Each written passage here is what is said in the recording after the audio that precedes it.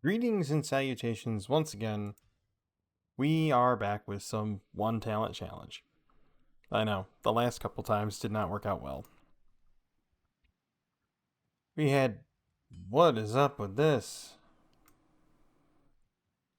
Wait just a second. Hold up. They said there was something over here in the lower left here. Look at the 22 Night of Terror Holiday Wanderer. Oh. So. Okay.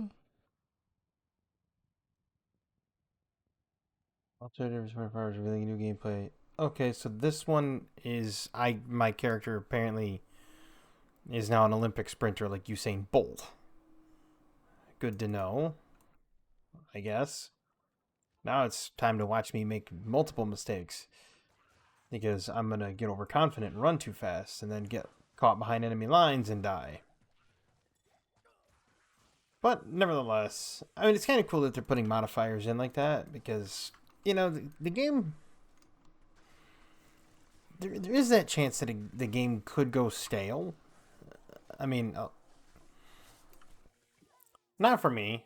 Um, I personally, I love this game. I always have, always will. And I think that's what a lot of games need to model themselves after.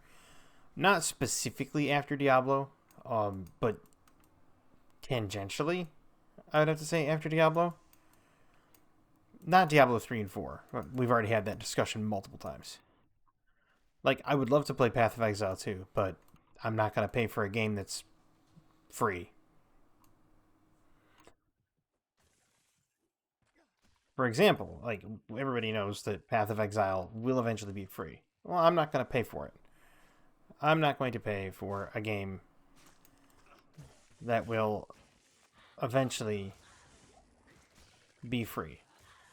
Why should I? I mean, that's like flushing your money. If I wanted to flush my money, I'd go, to a you know, casino or something. And I'm not going to do that because I'm not really into gambling. Okay, but here's the weird part. Here's the weird part. Yes, my camera's still on the fritz. Don't worry about it. Um, but the weird part is this: even though I'm not very heavily into gambling at all, that doesn't stop me from throwing a couple of bucks to the lottery. Now, I know what you're thinking, but wait, you just said you don't like gambling. It's true, I don't. But there is one caveat here. And the caveat is this: the lottery, when they do, how almost every state has their own little lottery. Well, they get to so many of them. They get to so many millions of dollars, right? My cutoff is if the lottery exceeds $250 million. Once it goes over $250 million, throw a couple of bucks at it. That's it. People say, well, why is that? Well, let me explain. At $250 million over a structured annuity over 15, 20 years, you can retire on it. If you were to take the $250 million as a lump sum, start some businesses or what have you, you'd lose probably 40+% of it, but you could technically do that. It's not the smartest idea with the money, but, to each their own. Structured annuity and then retiring off 250 million is actually quite intelligent. Now, I figured it out. I think it was like 5.3 million in a structured 30-year annuity, and you don't have to work. You would just have to maintain like your livelihood at like less than 30K a year, which is easy enough to do, by the way. I mean, people that say, "Oh, you can't live on 30K a year." Yes, you can. Yes, you can. I know a few people's households right now that are like, they've got 3, 4 kids, they themselves and their technical spouse that are living on, oh, I don't know, just under 30K a year. They're living at like 26. So it's not as hard as you think to live on a low amount of money. You just have to budget. And you have to budget and you have to know your spending limits. That's the problem. Financially speaking, Americans, by and large, will almost definitely live outside of their means. They know that, oh, I'm making, say 36,000 take home a year. Okay, so what do? They budget it out and they figure, well, if I'm making 36,000 a year, give or take, I should probably go back and get that Tarj identified. They think, well, if I'm making 36,000 a year, I can spend that much, not putting into context the bills that you have to pay, obviously, and a multitude of other things. And they just never seem to, like, connect the dots, so to speak. And they end up spending more than what they should, which tends to be a common issue in America. Tends to be a very common issue in America, as a matter of fact. I wish it wasn't. I really wish it wasn't. But you have that mindset that's like, oh, if I have the money, I have to spend it. Do you, though? I've always been the type, it may sound miserly, but I've always been the type to save my money and invest it properly. Because if you spend it, what happens? You don't have anything left. But you spend it all. Well, that's not good. Mind you, if you save your money and you invest it into certain things. Now, I'm not saying investing into, like, crypto solid assets. No, I'm not going to give out that type of advice. I'm saying if you were to take your money and say, come up with a concept or an idea that you are very passionate about and is a marketable passion, it will sell. You could theoretically make money by starting a business, right? That's technically an investment. It's also a risk. Then again, everything's a risk. You're always going to incur financial risk when you're dealing with assessments. Or not assessments. When you're dealing with investments, you're going to always incur a financial risk. This is a fact of life. But that's the same with any investment, truthfully speaking. You could sit there and be like, well, I'm just going to put my money in the bank and then just let the money grow on its own. About that. That's not how it works. Well, sometimes your money will grow, but you got to think your banks sometimes are FDIC insured, which just means the federal government insures your money. It says, well, we're going to keep it here in the bank. We got it covered. Don't worry. If you have losses equaling up to, I think they said $250,000, that they'll cover those losses. Bit of a problem with that, though. Do they really have the money to cover those losses?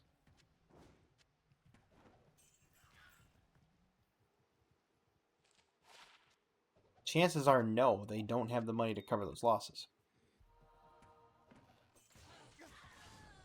Which then leads us to another issue. What good's the insurance if the losses aren't covered? Right? So there's still a risk to have it in the bank.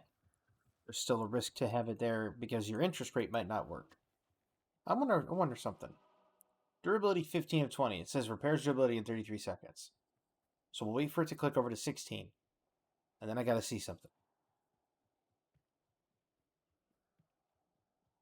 I should have clicked over already, but it didn't.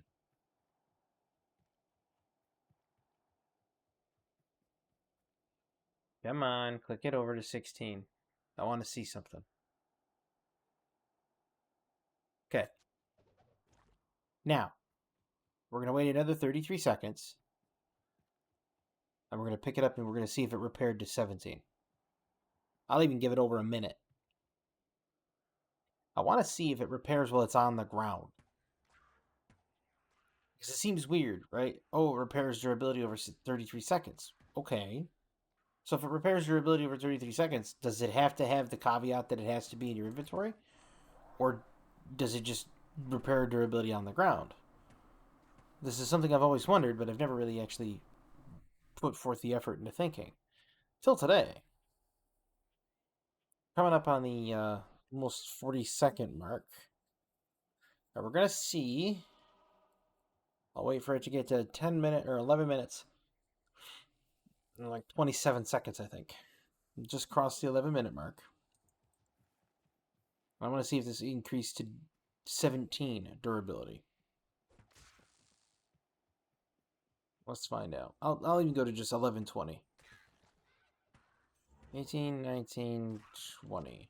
All right. It does. It does indeed repair durability laying on the ground. That's cool. And it even exceeded the 17 durability. It went just straight to 18. That's really cool. You see, it's little things like that that just tickle me. Right? Because it's like, imagine the care that a developer had to put in. It means it's hard coded on the item no matter where the item is. You can throw it in your inventory, you can throw it in your bank, you can throw it in your stash. You can throw it in your shared stash, you can throw it on the ground. Still works. Now, the developer had to take the time and energy to make that so that it specifically functioned in that way. Because they could have had it coded so long as it's in your inventory. They could have had it coded so that it was so long it was equipped. But yet, they coded it in such a way that it works no matter where it is. And that's impressive. That is very impressive. But back to financial risk, right? Let me give you a crash course in... Not even really a crash course. Let me just give you a crash example, I'll say, of recent economics where risks in investment came back to haunt the person investing. So, remember when this is recent events too.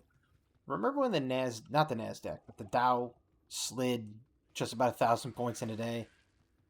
This wasn't very long ago. It's about a month and a half, 2 months ago. Probably a little bit more than that now.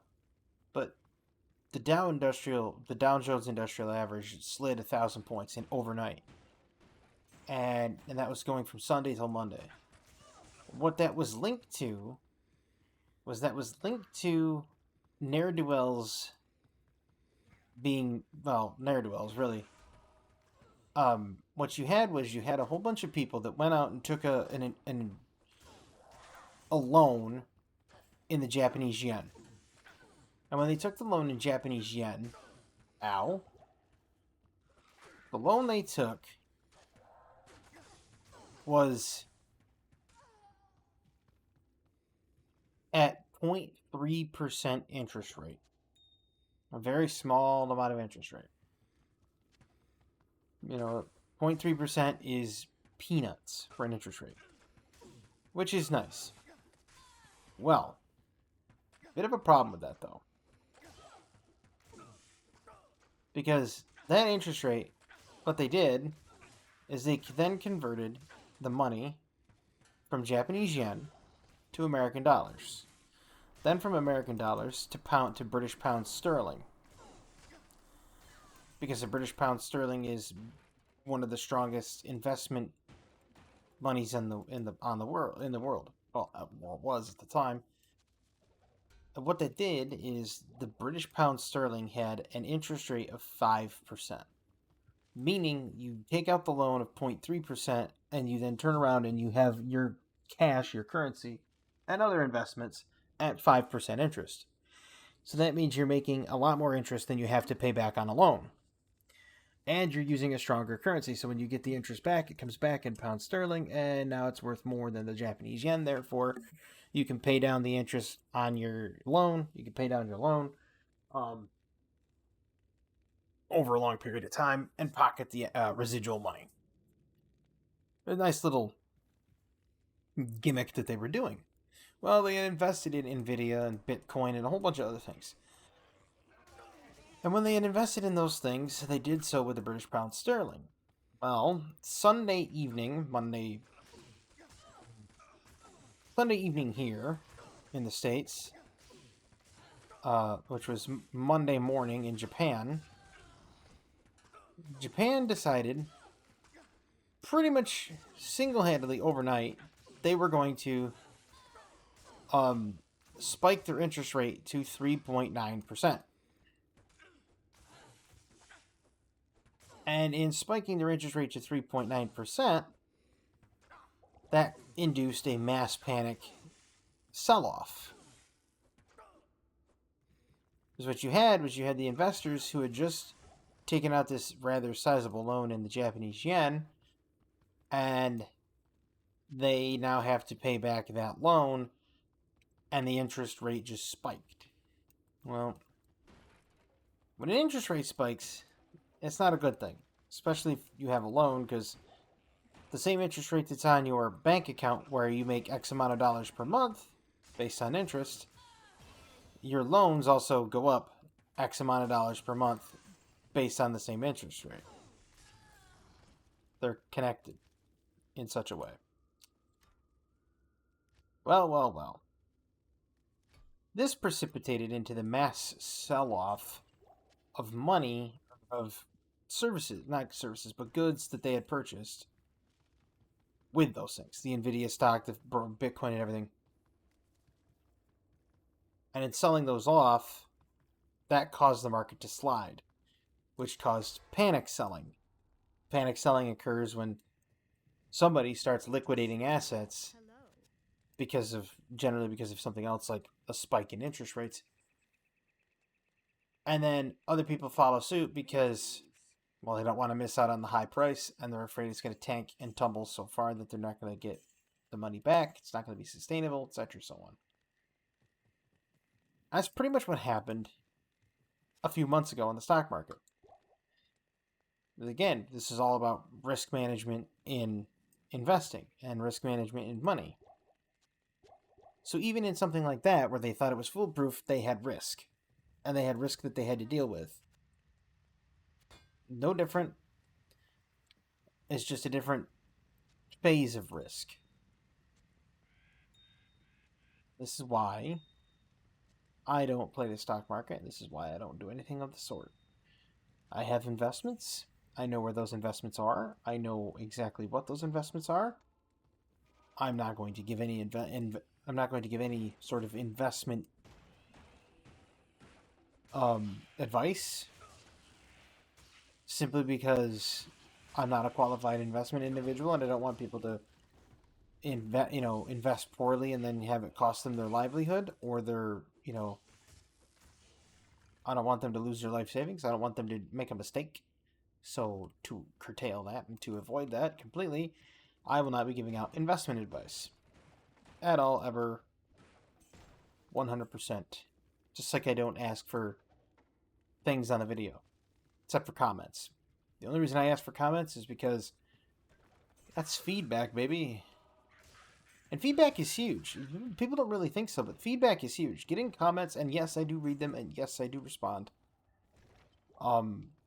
Getting comments allows me to better direct what I'm doing. It allows me to focus my energies more on things that people enjoy. I mean, there might be a handful of people that enjoy the hardcore one talent challenge.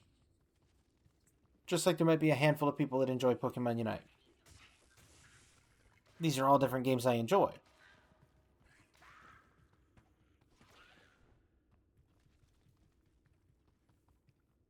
Now, is it everyone's cup of tea? No, not at all. Am I going to cater to only one type of individual? No, absolutely not. I'm going to play the games I enjoy playing for the reasons I enjoy playing them.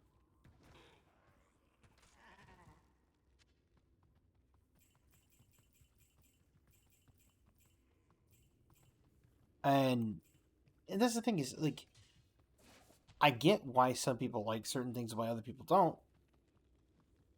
But the way I see it is, people should play what they want to. It doesn't really matter. Like if you're a person that wants to sit down to your PS5 or your Xbox or even your Switch and just crank out just crank out a few games and enjoy your evening, more power to you, man. And people say, "Oh, why'd you say?" Like you're gonna get those people that say, "Oh, why'd you say man?" Because I say that as a generalization to everybody.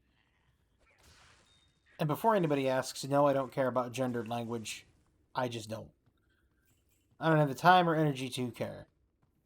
The way I see it is if y'all want to do something, so long as you're not hurting other people and you're going about it your own way, I don't care.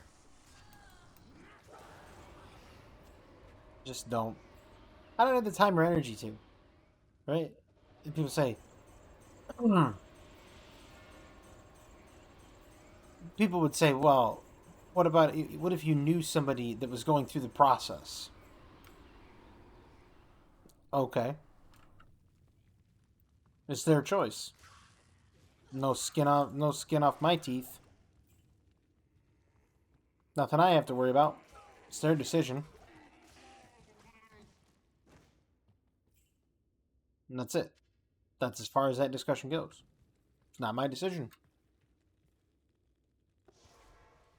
My favorite phrase is not my monkeys, not my circus. Good evening. I think a lot of life's problems could be fixed if people just disconnected from that whole mindset that they have to interject in something else, especially when it doesn't involve them. Right? It's like I'm not going to interject in somebody else's life at all. Like it doesn't concern me because it's in no way connected to mine. But by the other, pardon me, other side of that coin though, is they shouldn't push their way into other people's lives that doesn't affect them. Like how I run my life, how I live my life, should be the concern of me and me, myself, and I, and anybody that's within that proximity, relationship wise, family wise, connected in that regard. That's the only time that that my choices affect more than myself. Truthfully, because most of my choices don't mess with other people. They usually stick to themselves. This is God's honest truth. The reason I say that is I don't like making waves. I don't like stirring the pot. I just don't. Even the light cannot pierce this gloom. Now, that's not to say that I haven't done that in the past, number one. Did I enjoy it? No. Was it necessary? Well, at that time, yes. Because sometimes you have people that come up to me and they will ask a question, and the question will be something along the lines of blah, blah, blah, something opinion related, and then they want my feedback on it. To which, in my very unabashed manner, I just tell them directly what's on my mind. And people usually have two reactions to that, one of which is, wow, that guy's a complete D-lister. And then the other one is, I like him for his honesty. Point remaining is if somebody's going through something, considering it's been a hot topic lately amongst the gaming community, it's been a hot topic lately amongst everything that's been going on.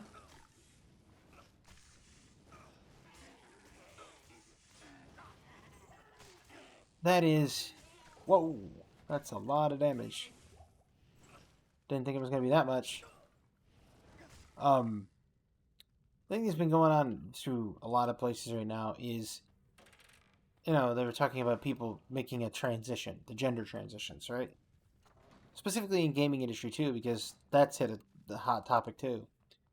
By the way, how all these games are now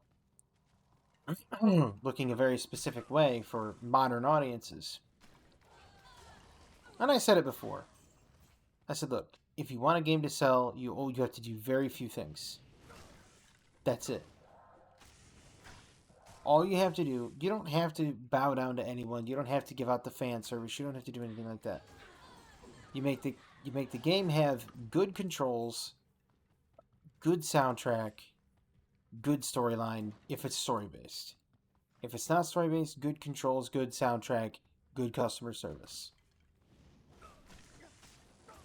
That's it.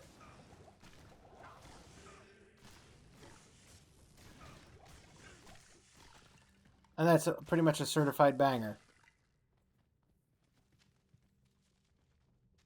And the reason it is because people want a game that's good.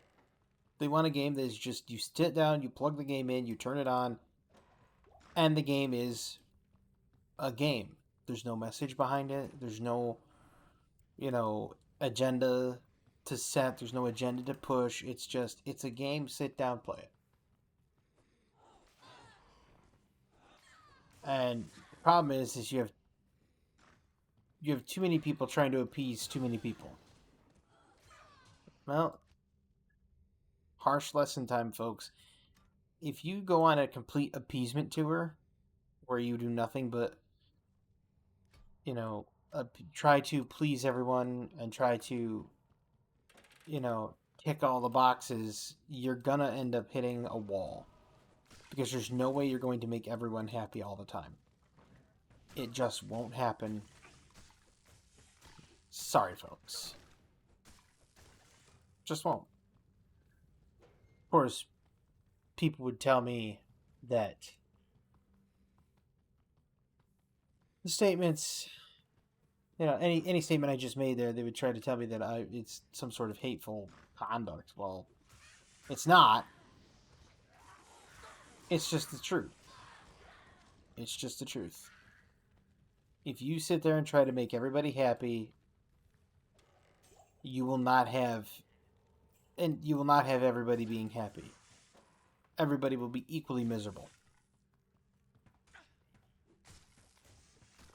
That's just the truth.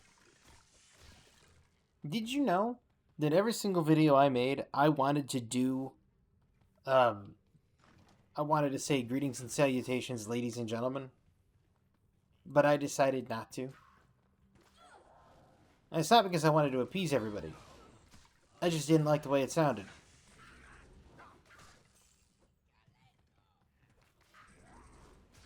Like, originally, when I first said it, I was doing a couple of practice lines. This was ages ago. These never made it to the actual production of my channel. I sat there and I was going like, greetings and salutations, ladies and gentlemen, boys and girls. I was saying that as a whole line. Never made it to my channel. Reason being, I sounded too much like a carnival barker. That's exactly how I felt. Help the sisters turn the tide against evil. I felt like a guy sitting there trying to get people to be like, come on, come all, come take a look at the bearded lady and the two-headed man. Not to mention Bat Boy and Ox Girl. I felt like an old carnival barker. That's exactly how I felt. I thought to myself, nah, it doesn't sound right. Doesn't sound right at all. So I just dialed it back to greetings and salutations. Short, sweet, simple, beautiful. It's a chef's kiss. Of course, that's all subjective as well, because there's probably a lot of people out there that don't like it. Well, it's like I said before, if they don't like it, it's a them issue, not a me issue.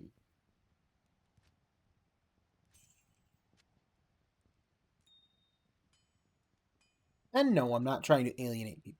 I'm not. I'm not trying to alienate anyone.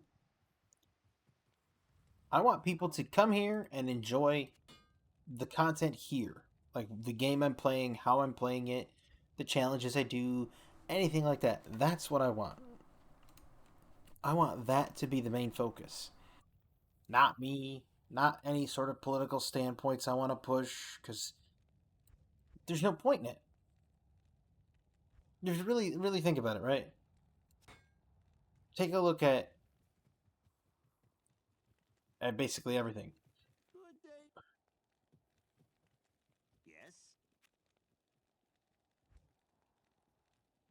Yes. I've noticed that if you try to push an agenda or something political related, what do you get? Well, you get blowback. And it's not very applicable to everyone. This is no place for a warrior to die. And so what I found is while some of the politics thing, while some of the political stuff on YouTube does have a big following, I don't want to get into politics on YouTube. I don't mind having those political discussions in person. No, I don't have that problem at all. But I just don't want to get into them on YouTube. It's not high on my list of preferred content.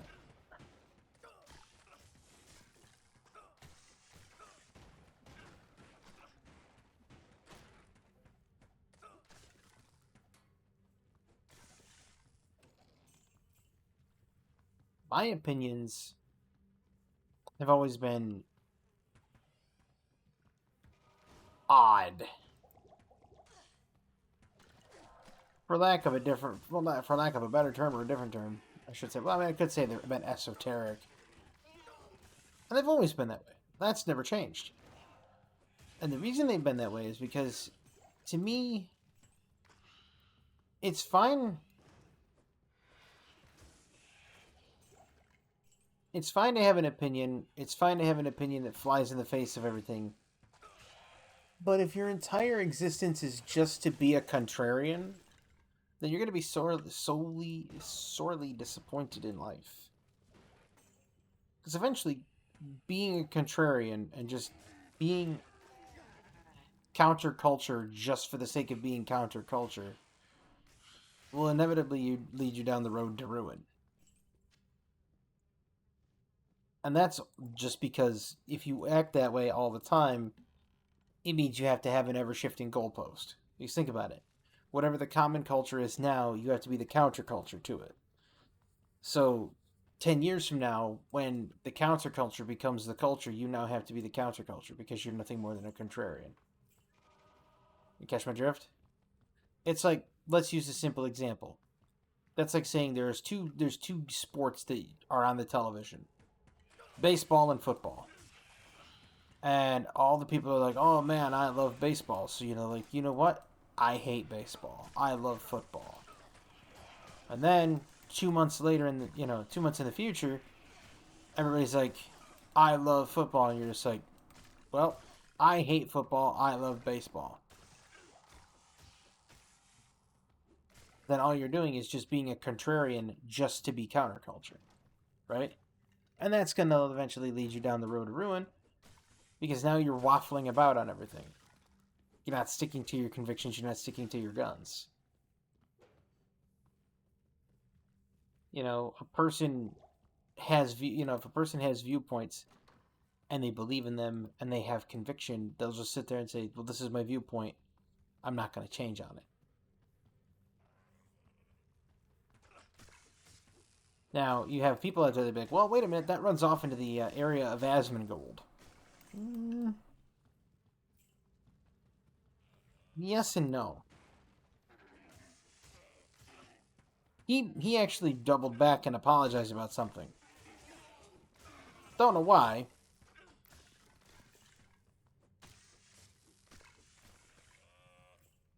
I don't know why that is. That people would say, well, it was offensive. Hold up. He has an opinion. He voices his opinion.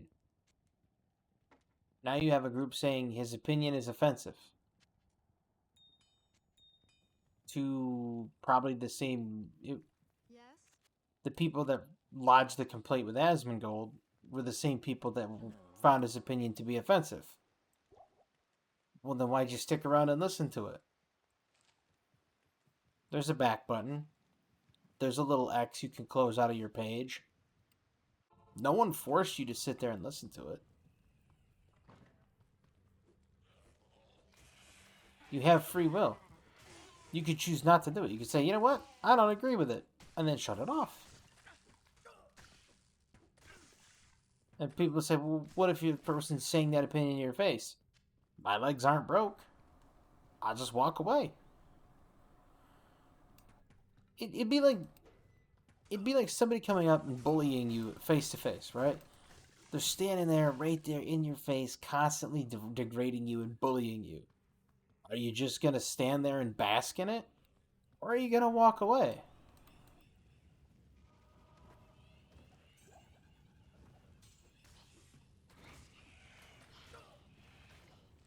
That's what I'm talking about. Like, most people would just be like, nah, you know what? This person's being a complete unit. I'm out. And they would just walk off. Only a fool would stand there and take the abuse. Same could be said. And this is my hot take. Well, not even a hot take. This is my take on it. Whether it's a hot take or not, this is my take on it. If you tune in to watch some form of political content that you know is contrary to what you believe, and you're doing it only to be a reactionary and only to be offended, then your reason for doing it is flimsy, and your standpoint on the matter is paltry at best.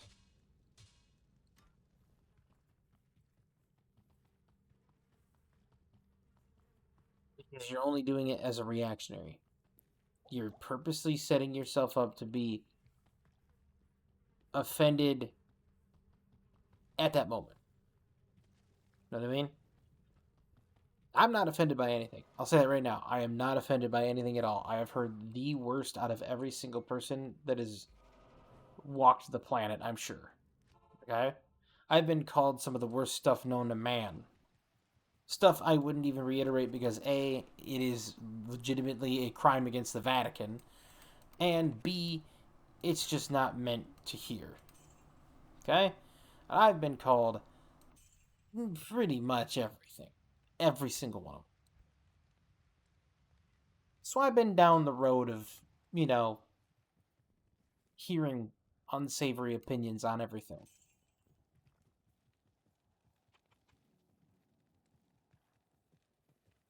Good day. But I didn't sit there and play the victim. Not at all. And I think that's what we've got now. We've got a faux victim culture that's kind of pervasive now, and it's gotten into every aspect.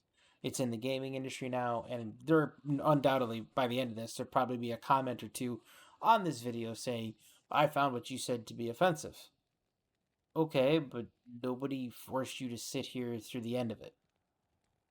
You chose to do that, right? Again, it's like I was saying earlier. It's like it'd be like if somebody was bullying me and I just stood there to bask in it. Like, it's like you have the option to just walk away. See, but that's not what they want. They don't want to just walk away from it. And this applies to everybody. This applies to every single human being on the planet walking, and it doesn't matter who it is. Or crawling, because if they're an infant, it's eventually going to get to the point where they're going to have to deal with it. Boom. And it's going to come around anyway. This applies to every single person. There's going to come a time where somebody's going to say something you just don't want to hear. Now, the goal is not to say, nope, you're not allowed to say that, as I don't want to hear it. That's not the goal.